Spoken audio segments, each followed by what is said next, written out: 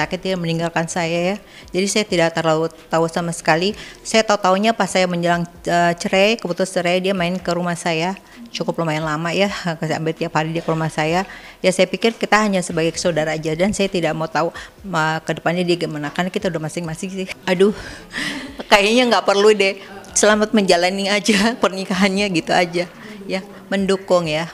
Kalau memang dia jodoh sih saya mendukung. Ini mendukung lah, mudah-mudahan ya mereka jauh lebih baik nanti berduanya. Harus gitulah, namanya juga janda banyak-banyak kan. Saya juga gitu, pertama kali kalau nggak dideket sama anak saya, mana mau saya sama dia. Kan dideketnya sama anak saya dulu, baru saya mau sama dia. Dia kan caranya begitu emang. Dukunglah, biar kan kasihan juga. Kan yang lama-lama pacaran, cepetan kawin. Ya kan, lebih bagus kan, kita doain ya semuanya ya. Dari dulu memang saya sendiri, dan saya lah yang semuanya saya yang cover saya sendiri. Hidup saya sendiri dan keluarga saya yang biayain, semua rumah tangga saya yang biayain. Nggak ada satu pun yang saya harapkan dari suami saya dulu atau sekarang. Berarti dalamnya maksudnya udah lepas gitu aja? Udah lepas, lega. Alhamdulillah ya, sekarang saya lebih enjoy, tidak terbebani, hidup saya happy, saya ngatur hidup saya ke depan dengan anak buah saya dan karyawan saya. Nggak ada sih saya kasih ruangan untuk ruangan kerja, tapi dia kebanyakan main game doang. Oh, enggak sih, saya pernah bikin bisnis buat dia, nggak bisa dijalanin gitu, karena nggak mampu ya. Jadi saya bikin PH, dia di PH saya jadi produser, saya modalin. Tidak bisa ngelola dan dia tidak bisa sebagai seorang pemimpin ya, sebagai owner atau apa, dia hanya bisa sebagai pemain. Kriteria Mbak Anggi yang seperti apa sih? Yang kaya dong. Udah capek deh, bercanda.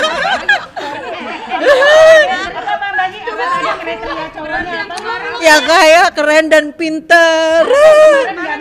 Oh itu kurang. Bukan harusnya pancing ini. Bercanda. Yang penting rajin bekerja, bertanggung jawab, dan jadi imam yang baik dan benar-benar tidak munafik.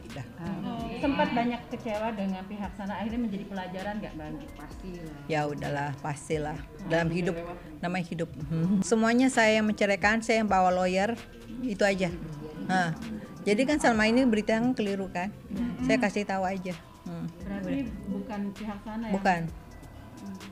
Bukan saya. Saya bisa tegesin aja bahwa saya yang menceraikan dia. Udah, karena dia sudah pergi dari rumah saya. Jadi saya ceraikan, udah titik. Dia pergi, semua barang udah dibawa pergi semua. Sejak saya kena stroke, terus saya sakit ke COVID, barang dia sudah tidak ada satupun di rumah saya. Bahkan tinggal jaket pun dia minta semuanya. Termasuk saat ini barang-barang branded yang Mbak Anggi berikan ini sampai Oke, saat ya ini sudah sering cukup dipakai. menjadi semuanya itu. Itu masalah. Dipakai Mbak Anggi sampai sekarang masih dipakai. Ya sudah, saya udah semuanya. Ya, semoga bermanfaat. Bermanfaat.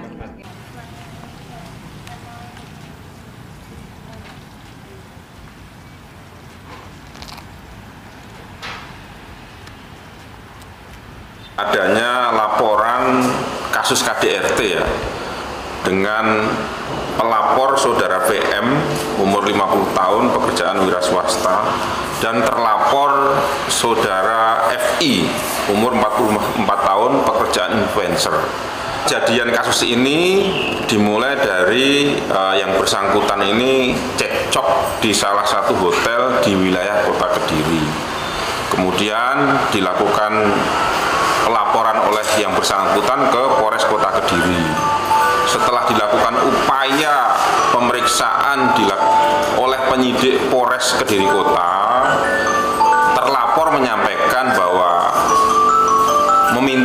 terlapor meminta kasus ini ditangani oleh Polda Jawa Timur, ya, mengingat domisili yang bersangkutan ada di Surabaya. Kemudian tadi pagi Polres Kediri melimpahkan ya berkas ini ke Dirkrimum Polda Jawa Timur dan akan segera dilakukan upaya-upaya penyelidikan lebih lanjut terkait dengan dugaan KDRT dengan pelapor saudara FM dengan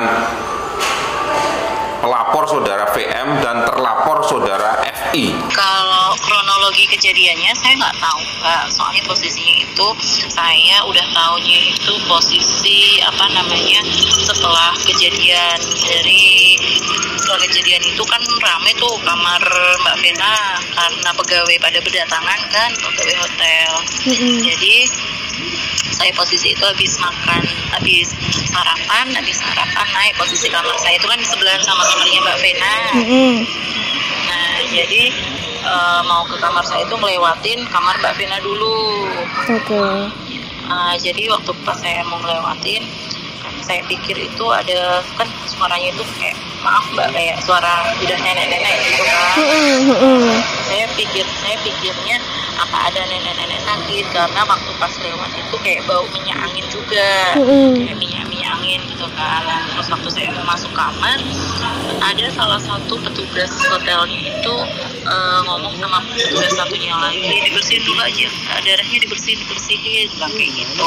Saya tanya emang ada apa Pak? Saya tanya sama petugasnya.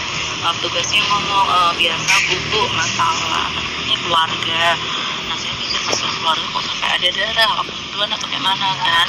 Saya tanya pembunuhan Pak, enggak Bu, itu ngomongnya gimana saya agak lupa waktu itu. Intinya ibu artis Bu, Ibu Vena Melinda sama suaminya Pak Ferry dipukul katanya. Mbak Venanya udah histeris teriak-teriak gitu, dalam arti teriak-teriak itu udah kesakitan gitu kan, bukan teriak-teriak waktu posisi dipukulin tuh enggak. Jadi posisi sudah kejadian yang Mbak Venanya saya ini korban, tolong panggilkan polisi seperti itu. Saat itu Mbak Weni ngelihat kondisinya Mbak Vena Melinda nggak? Gimana gitu? Enggak, karena posisinya itu di depan kamar sudah dijaga sama security. Jadi kita nggak bisa untuk masuk, itu nggak bisa. Saya hanya di depan kamarnya, di depan security-nya itu udah nggak bisa masuk ke kamarnya, udah nggak bisa. Untuk melihat Mbak Venanya, saya juga nggak lihat posisi mukanya Mbak Vena, saya nggak lihat. Cuman saya mendengar aja suaranya, teriakannya, terus merintihnya. Dia ngomong badan saya sakit semua, tolong badan saya sakit semua, udah kayak gitu aja sih.